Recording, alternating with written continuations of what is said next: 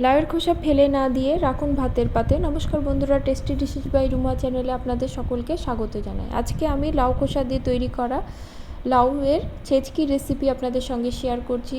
বাড়িতে থাকা সামান্য উপকরণ দিয়ে কিন্তু এই সুস্বাদু লাউয়ের খোসার রেসিপিটি আপনারা তৈরি করে নিতে পারবেন। এর জন্য আমি নিয়েছি লাউয়ের খোসাগুলো একটু লম্বা লম্বা করে কেটে নিয়েছি।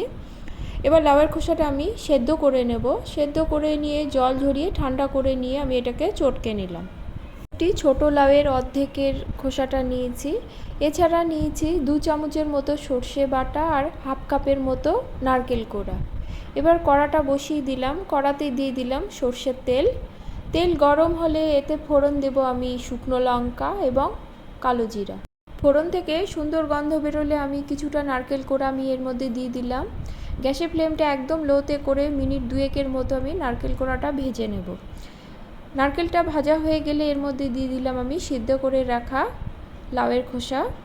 নারকেলের সঙ্গে ভালো করে মিশিয়ে নিয়ে এবার এর মধ্যে দিয়ে দিব স্বাদ অনুসারে নুন, হলুদ এবং লঙ্কার গুঁড়ো। সব উপকরণ ভালো করে মিশিয়ে নেব। গ্যাসের ফ্লেমটা মিডিয়াম থেকে লোতে করে মিনিট 5-এর মতো ভেজে নেব। মিনিট 5 পরে দেখুন আমার লাউয়ের খোসাটার কালারটা কিন্তু অনেকটাই পরিবর্তন হয়ে গেছে। এবার এর মধ্যে দিয়ে দিলাম আমি 2 চামচের মতো সর্ষে বাটা দিয়ে ভালো করে মিশিয়ে নেব।